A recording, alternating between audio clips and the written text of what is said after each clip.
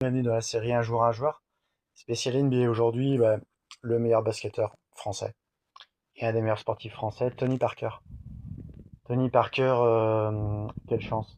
19 ans, arrive en NBA. Pas super bien classé à la draft, mais il arrive dans cette équipe des Spurs.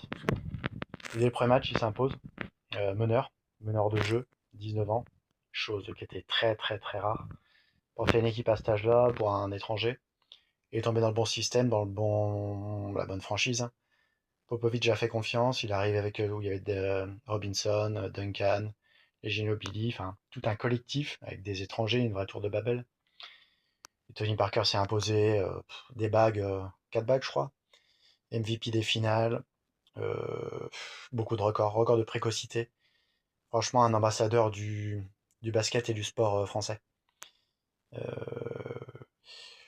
on peut dire ce qu'on veut du personnage, mais c'est forcément ses racines américaines, donc il a un côté assez robot, un peu froid, pas forcément beaucoup d'émotions, mais c'est comme ça, c'est ce qui a fait que c'est un compétiteur né, un leader, dès 18-19 ans qu'il était déjà au PSG Basket, hein, à l'époque.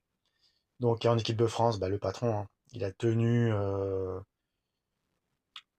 l'équipe de France pendant des années, avec des médailles, beaucoup de médailles, beaucoup d'épopées, tous les étés, après la longue saison des Spurs, il allait en équipe de France, franchement c'est un exemple, hein.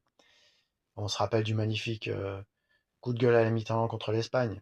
Franchement, ça fait des frissons quand on voit un capitaine comme ça qui mobilise tout le monde, et avec la réussite en deuxième mi-temps qu'il y a eu. Donc Tony Parker, pour moi, c'était vraiment une trouvaille. Et pourtant, il y a eu des moments épiques où il jouait contre les Browns que j'aime beaucoup. Mais voilà, c'était, je pense, un des plus grands sportifs français, Tony Parker.